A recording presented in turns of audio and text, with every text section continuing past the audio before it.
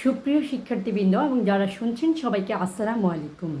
আজকে আপনাদের সামনে যে বিষয়টা নিয়ে আলোচনা করব সেটা হচ্ছে প্রাথমিক শিক্ষার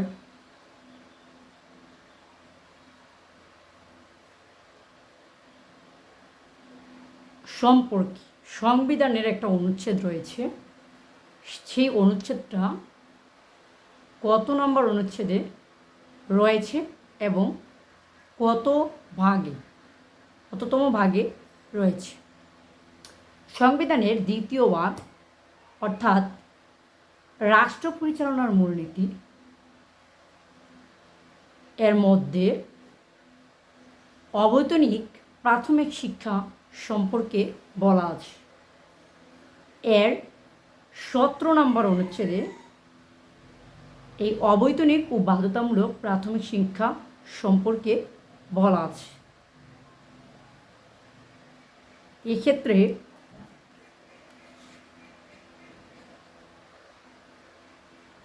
কি বলা আছে দেখি আমরা। সংবিধানের দ্বিতীয় ভাগ রাষ্ট্র পরিচালনার মূলনীতি আমরা কিভাবে মনে রাখবো এটাই ওই দিন একটা শর্ট ভিডিওর মাধ্যমে দেখিয়েছিলাম। প্রজার সীমানা রাষ্ট্রধর্ম 1-2-2 ক, 1-2-2 ক, 3-4-4 ক, 5-6-6-2, 7-7 ক, 7 ক। তাহলে আমি হাতে হিসাব করেছি 1-2-2 ক, 3-4-4 ক, 5-6-6-2, 7-7 ক, 7 ক। তাহলে এখান থেকে আমরা এখন হিসাবে আনব প্রজার সীমানা রাষ্ট্রধর্ম, 2 কতে রাষ্ট্রধর্ম, ভাষা সঙ্গীত প্রতিকৃতি রাজনাগরিক বাঙালি, প্রাধান্য স্থগিত অযোগ্য। তাহলে প্রথম ভাগ চলে গেছে প্রজাতন্ত্র সম্পর্কে। তারপরে দ্বিতীয় ভাগ বলা আছে আমরা কিভাবে মনে রাখবো 8, 9, 10, 11, 12, 13, 14, 15। যাক আলহামদুলিল্লাহ ইলেকট্রিসিটি চলে এসেছে। আমি যেটা বলছিলাম যে কিভাবে মনে রাখবো, এটা মনে রাখার যে টেকনিকটা আমি দেখিয়েছিলাম একটা শর্ট ভিডিওতে, সেটা আবার বলছি। 8, 9, 10, 11, 12, 13, 14, 15, 16, 17, 18, 18। তাহলে এই যে 8, 9, 10, 11 মূলে জাতি সমাজগণ, 12, 13, 14, 15 ধর্ম মালিক কৃষক মন, 16, 17, 18 গ্রামীণ শিক্ষার জনগণ। তাহলে 16তে হচ্ছে গ্রামীণ পরিবেশ সম্পর্কে, তারপরে 17তে হচ্ছে শিক্ষা সম্পর্কে। তার মানে অবৈতনিক প্রাথমিক শিক্ষা হচ্ছে সংবিধানের 17 নম্বর অনুচ্ছেদ। এটা সম্পর্কে দ্বিতীয় ভাগে বলা আছে। দেখি আমি একটু এটা সম্পর্কে ডিটেলস কী বলা আছে। আমরা সংক্ষেপে এইভাবে মনে রাখব।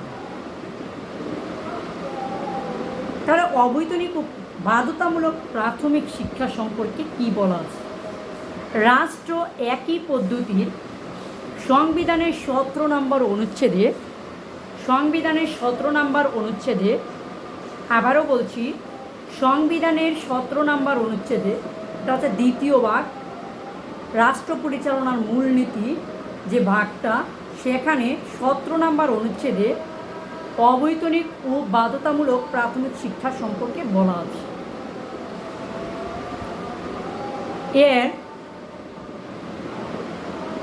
অর্থাৎ 17 কতে কী বলা আছে, রাষ্ট্র একই পদ্ধতির গণমুখী ও সর্বজনীন শিক্ষা ব্যবস্থা প্রতিষ্ঠার জন্য এবং আইনের দ্বারা নির্ধারিত স্তর পর্যন্ত সব ছাত্রছাত্রীকে অবৈতনিক ও বাধ্যতামূলক শিক্ষার কার্যকর ব্যবস্থা গ্রহণ করবে। অবৈতনিক ও বাধ্যতামূলক প্রাথমিক শিক্ষা বলা আছে সংবিধানের নম্বর অনুচ্ছেদ এর কোতে বলা আছে যে রাষ্ট্র একই পদ্ধতির গণমুখী ও সার্বজনীন শিক্ষা ব্যবস্থা প্রতিষ্ঠার জন্য এবং আইনের দ্বারা নির্ধারিত স্তর পর্যন্ত সব ছাত্রছাত্রীকে অবৈতনিক ও বাধ্যতামূলক শিক্ষার কার্যকর ব্যবস্থা গ্রহণ করবে। খতে বলা আছে রাষ্ট্র সমাজের প্রয়োজনের সঙ্গে শিক্ষাকে সঙ্গতিপূর্ণ করার জন্য এবং এই প্রয়োজন মেটানোর উদ্দেশ্যে প্রকৃত প্রশিক্ষণপ্রাপ্ত ও সদিচ্ছা সম্পন্ন নাগরিক তৈরির কার্যকর ব্যবস্থা গ্রহণ করবে। গতে বলা আছে আইনের দ্বারা নির্ধারিত সময়ের মধ্যে নিরক্ষরতা দূর করার জন্য সরকার কার্যকর ব্যবস্থা গ্রহণ করবে। তাহলে আমরা এই যে সংবিধানের 17 নম্বর অনুচ্ছেদে কী আছে এতক্ষণ আমরা বললাম, অর্থাৎ সংবিধানের 17 নম্বর অনুচ্ছেদে 17 ক, খ এবং গতে অবৈতনিক এবং বাধ্যতামূলক প্রাথমিক শিক্ষা সম্পর্কে বলা আছে। এই বিষয়টা যদি আমরা জানি তাহলে প্রিলি এবং রিটেন উভয়ই আমরা ভালো একটা ফলাফল অর্জন করতে পারব। কেননা এটির জন্য এই যে প্রশ্নটা, অর্থাৎ সংবিধানের কত নাম্বার অনুচ্ছেদে অবৈতনিক ও বাধ্যতামূলক প্রাথমিক শিক্ষা সম্পর্কে বলা আছে, এটা কিন্তু প্রিলির জন্য একটা গুরুত্বপূর্ণ প্রশ্ন। তাহলে এটার উত্তর হবে 17 নম্বর অনুচ্ছেদ। আর কত ভাগে বলা আছে? এটা দ্বিতীয় ভাগে বলা আছে। কোন ভাগে? ভাগের নাম হচ্ছে রাষ্ট্র পরিচালনার মূলনীতি। এবং এখানের যে 3টা ভাগ ক, খ, গ 17 অনুচ্ছেদে ক, খ, গ এই 3টা ভাগ, অর্থাৎ এই 17 নম্বর অনুচ্ছেদ সংবিধানের যে অনুচ্ছেদটা, এটা রিটেনের জন্য ইম্পর্টেন্ট। আরেকটা বিষয় আলোচনা করছি, সেটা হচ্ছে নারী শিক্ষা, নারীদের সমান অধিকার সম্পর্কে বলা আছে সংবিধানের কত নম্বর অনুচ্ছেদ? এটা হচ্ছে 28-এর 2 নম্বর অনুচ্ছেদ। আরেকটা বিষয় আলোচনা করি।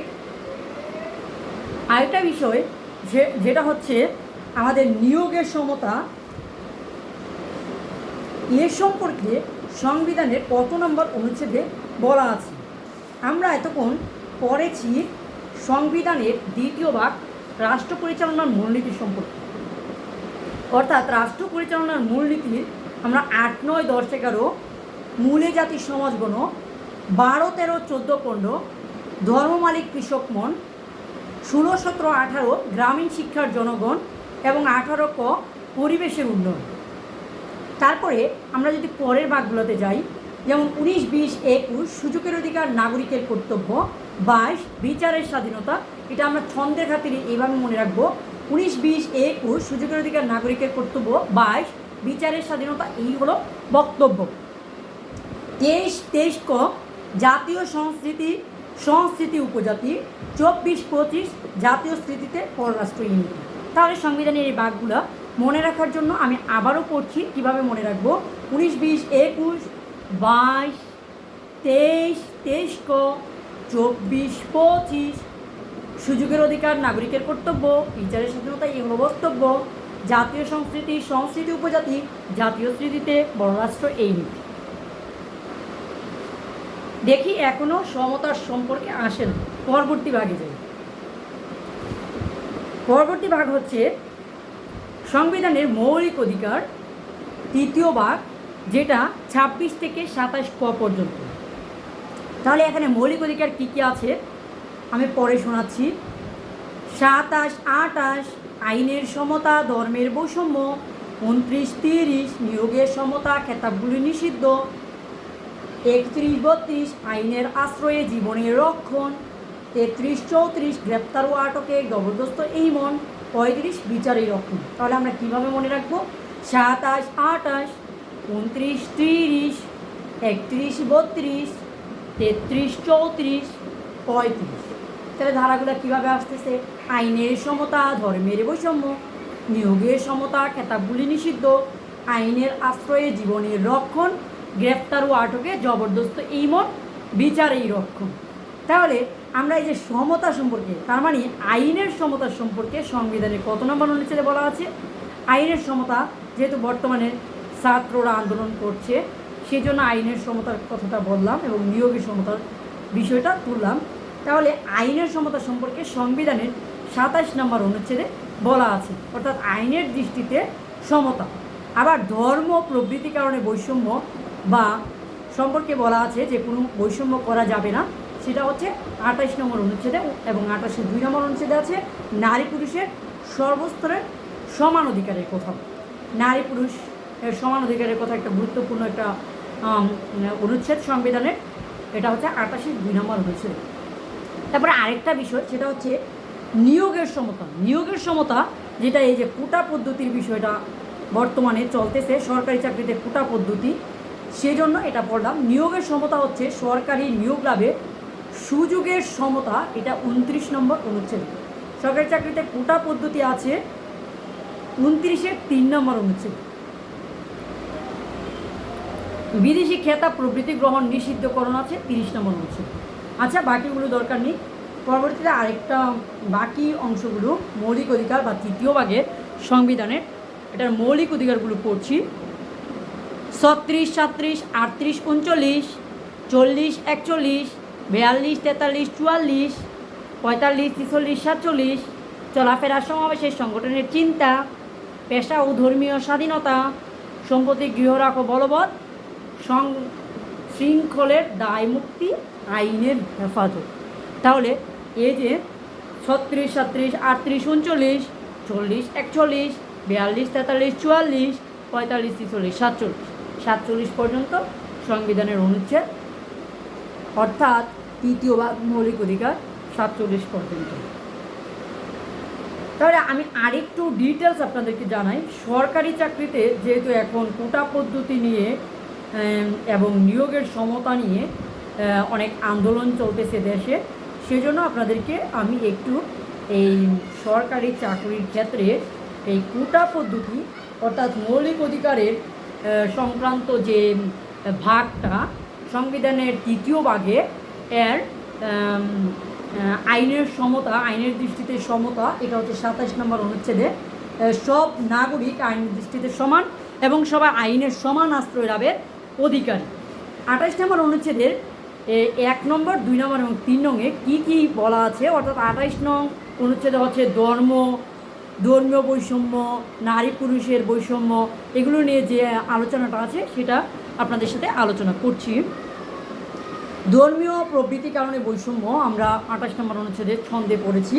28-এর 1 নম্বর অনুচ্ছেদে কী বলা আছে, শুধু ধর্মগোষ্ঠী, নারী, বর্ণ, নারী পুরুষ বা জন্মস্থানের কারণে কোনো নাগরিকের প্রতি রাষ্ট্র কোনো ধরনের বৈষম্য করতে পারবে না, অর্থাৎ জাতি ধর্ম নির্বিশেষে সবাই সমান। এক্ষেত্রে মানে রাষ্ট্র কোনো ধরনের বৈষম্য সৃষ্টি করতে পারবে না, এটা হচ্ছে 28-এর 1 নম্বর অনুচ্ছেদে।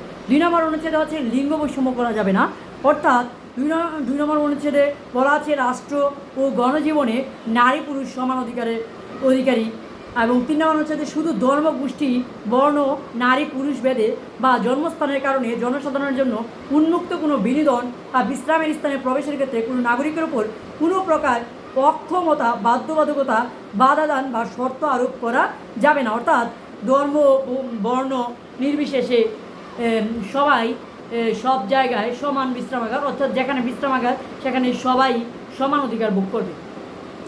অন্যদিকে এই 28-এর 4 নম্বর অনুচ্ছেদে বলা আছে নারী ও শিশুদের জন্য উপকারী বা অনগ্রসর জনগোষ্ঠীর অগ্রগতি উন্নতির জন্য রাষ্ট্র যদি কোনো বিশেষ আইন প্রণয়ন করে, সেক্ষেত্রে এই অনুচ্ছেদের কোনো কিছুই রাষ্ট্রকে বাধা প্রদান করতে পারবে না, অর্থাৎ নারী এবং শিশুদেরকে যদি সরকার বা রাষ্ট্র কোনো বিশেষ সুবিধা দেয়, সেক্ষেত্রে কেউ সেখানে বাধা দিতে পারবে না, সে সম্পর্কে বলা আছে। অর্থাৎ নারী এবং শিশুর প্রতি যে স্পেশাল রাইটটা, সেটা হচ্ছে সংবিধানের 28-এর 4 নম্বর অনুচ্ছেদে, এবং নারী পুরুষ উভয় সমান সে সম্পর্কে সংবিধানের 28-এর 2 নম্বর অনুচ্ছেদে, এবং ধর্ম বর্ণ নির্বিশেষে সবাই যে সমান অধিকার সেটা হচ্ছে 28-এর 1 নম্বর অনুচ্ছেদে, এবং কারোর জন্য যদি কোনো বিশ্রামাগার, বিদ্যালয় বা বিভিন্ন প্রতিষ্ঠান যেটা জাতি ধর্ম নির্বিশেষে সবাই সমান অধিকার ভোগ করবে, এবং সেখানে কেউ স্পেশালভাবে প্রায়োরিটি পাবে, অন্য কেউ একজন কালো সেজন্য সে এখানে বসতে পারবে না একটা বিশ্রামাগারে, বা আরেকজন হিন্দু মুসলিম নিয়ে তফাৎ সৃষ্টি করলে সেটা করা যাবে না। আচ্ছা, ঠিক আছে, আরেকটা বিষয় পড়ছি নিয়োগের সমতার ব্যাপারে, অর্থাৎ 29 নম্বর অনুচ্ছেদে কী বলা আছে, সরকারি নিয়োগ লাভে সমান সুযোগ, এটা হচ্ছে সংবিধানের 29 নম্বর অনুচ্ছেদে 3য় ভাগে, অর্থাৎ মৌলিক অধিকারের ভাগটা যেটা 3য় নম্বর ভাগে বলা আছে, এটা 29 নম্বর অনুচ্ছেদে বলা আছে 1 নম্বর, অর্থাৎ 29-এর 1-এ বলা আছে রাষ্ট্র প্রজাতন্ত্রের কর্মে নিয়োগ বা পদ লাভের ক্ষেত্রে সব নাগরিকের জন্য সমান সুযোগ থাকবে। 29-এর 2 নম্বর অনুচ্ছেদে বলা আছে শুধু ধর্ম, গোষ্ঠী, বর্ণ, নারী পুরুষ ভেদ বা জন্মস্থানের কারণে কোনো নাগরিক রাষ্ট্রের কর্মে নিয়োগ বা পদ লাভের ক্ষেত্রে অযোগ্য বলে বিবেচিত হবে না, বা এইসব ক্ষেত্রে তার প্রতি কোনো বৈষম্য করা যাবে না। অর্থাৎ নিয়োগের ক্ষেত্রে জাতি ধর্ম বৈষম্য করা যাবে না। এটা হচ্ছে সরকারি নিয়োগ লাভের সুযোগ সম্পর্কে 29 নম্বর অনুচ্ছেদে বলা আছে, যদিও বর্তমানে এই বৈষম্য করা হচ্ছে এবং যার কারণেই ছাত্র আন্দোলন প্রবলভাবে জেগে উঠেছে।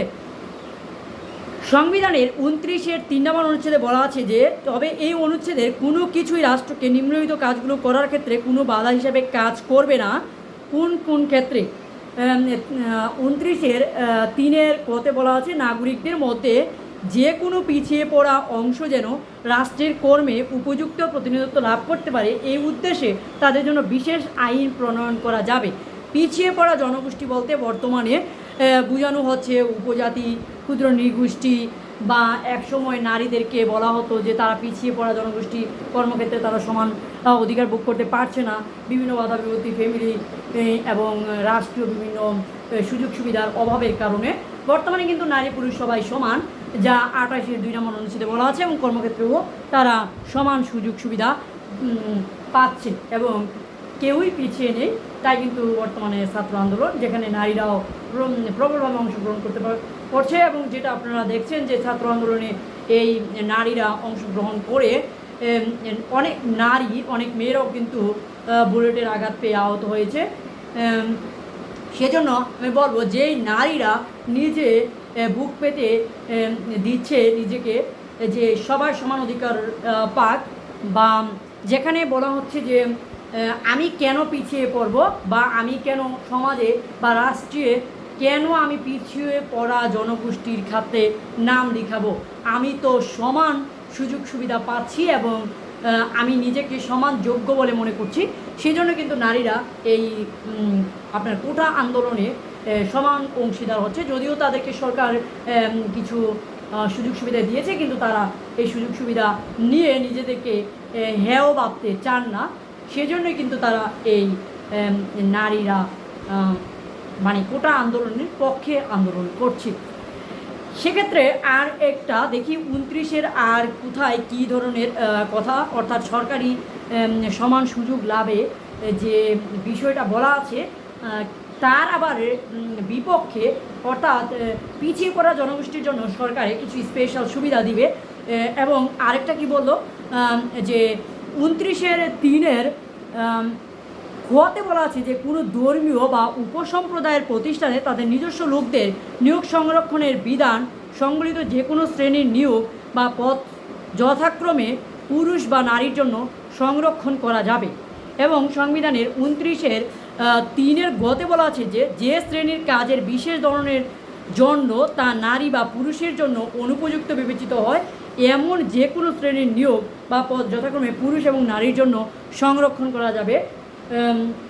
তাহলে যদি মনে হয় যে একটা জাস্ট এক্সাম্পল হিসাবে দেওয়া যায়, যেমন নারীদের মহিলা মাদ্রাসা, এই মহিলা মাদ্রাসায় কিন্তু পুরুষদের যদি এন্ট্রি দেওয়া হয় তাহলে কিন্তু এই নারীদেরকে পুরুষরা দেখছে, সেক্ষেত্রে কিন্তু একটা বিশেষ সংরক্ষণের ব্যবস্থা রাখা যেতে পারে, বা রাখা হয় বিভিন্ন মাদ্রাসাগুলোতে, যে মহিলা মাদ্রাসাতে মহিলার টিচাররা পড়াবে। আবার যে মাদ্রাসাগুলো পুরুষদের অর্থাৎ ছেলেরা পড়াশোনা করে, সেক্ষেত্রে কিন্তু নারীরা অর্থাৎ নারীরা শিক্ষক হিসাবে যোগদান করে না, বা তাদেরকে সে ধরনের সুবিধা দেওয়া হয় না। অর্থাৎ এই বিষয়গুলো সংবিধানের অন্তর্ভুক্ত আছে। এই ক্ষেত্রে নারী পুরুষ সমান বলে দাবি করা ঠিক না বলে আমি মনে করছি। অর্থাৎ সংবিধানেই বলা আছে যে কোন কোন ক্ষেত্রে শুধুমাত্র নারীরা প্রায়োরিটি পাবে, বা কোন কোন ক্ষেত্রে শুধুমাত্র পুরুষরা প্রায়োরিটি পাবে, এরকম যদি সুনির্দিষ্ট করা থাকে, সে প্রতিষ্ঠানে এটা হচ্ছে ওই নারী পুরুষ সমান অধিকারের যে ধারাটা নিয়োগের সমতা অর্থাৎ 29-এর ধারাটা প্রযোজ্য হবে না। তাহলে সংবিধান নিয়ে অর্থাৎ এটা হচ্ছে আমাদের এটিও নিয়োগ পরীক্ষার জন্য উপজেলা সরকারি শিক্ষা অফিসার নিয়োগ পরীক্ষার জন্য এই এন্ট্রিগুলো খুবই গুরুত্বপূর্ণ ছিল, সেই জন্য এই বিষয় নিয়ে আজকে আলোচনা করেছি। নেক্সটে আবার সংবিধান নিয়ে আলাদাভাবে আরেকদিন কিছু আলোচনা করব, সে পর্যন্ত আপনারা অপেক্ষা করবেন। আশা করি আপনারা ভিডিওটা উপভোগ করেছেন এবং পরবর্তীতেও আমাদের সাথে থাকবেন। সে পর্যন্ত আপনারা অপেক্ষা করুন এবং আমাদের সাথে থাকবেন সেই আশা ব্যক্ত করে আজকে এই পর্যন্তই রইল। সবাই ভিডিওটা দেখবেন, ভালো লাগলে শেয়ার করবেন, লাইক করবেন, কমেন্ট করবেন এবং আপনার ফ্রেন্ডরা যারা আপনার সাথে সহকর্মী আছে বা অন্যান্য চাকরির জন্য পরীক্ষা দিচ্ছে, আপনার বন্ধুবান্ধব আছে, তাদের কাছে ভিডিওটা পৌঁছে দেবেন যাতে তারা সহজেই এই বিষয়গুলো অর্থাৎ সংবিধানের এই গুরুত্বপূর্ণ টপিকগুলো যাতে অন্যরাও আয়ত্ত করতে পারে সেই জন্য পৌঁছে দেবেন। আর আরেকটা বিষয় বলে রাখি, আমরা এই আজকে যে ভিডিওটা দিলাম এই ভিডিওটা আমি মনে করি এই ধরনের স্পেশাল কিছু বিষয় সেগুলো কিন্তু আপনার বড় বড় কোচিং সেন্টারগুলোতে এই ধরনের এক্সট্রা সুবিধাগুলো দিবে না। সেক্ষেত্রে আমি মনে করি নিজে পড়াশোনা করুন বা আমাদের ভিডিওটা দেখুন বা আমাদের সাথে থাকুন, সেক্ষেত্রে আপনার জন্য অনেক ভালো সুবিধা হবে। কেননা আমরা কোনো কোচিং বা এই টাইপের ব্যবসা প্রতিষ্ঠান নই, আমরা শুধুমাত্র নিজেদের প্রিপারেশনের জন্য এটার আয়োজন করেছি যাতে করে আপনারা চাকরির পাশাপাশি পড়াশোনা করতে পারেন এবং গুরুত্বপূর্ণ টপিকগুলো কভার দেওয়ার চেষ্টা করো, একেবারেই ফ্রি সার্ভিস। সো পরবর্তীতে আপনাদেরকে আমন্ত্রণ রইল যাতে পরবর্তী ভিডিওগুলো দেখতে পারেন, সেজন্য আপনাদের বন্ধুবান্ধবকে শেয়ার করে দিবেন, সেটা আবারও বলছি। এবং শেষ মুহূর্তে আপনাদেরকে এটা বলেই বিদায় নিচ্ছি যে পরবর্তী ভিডিও দেখার আমন্ত্রণ রইল। সবাইকে ধন্যবাদ। আসসালামু আলাইকুম।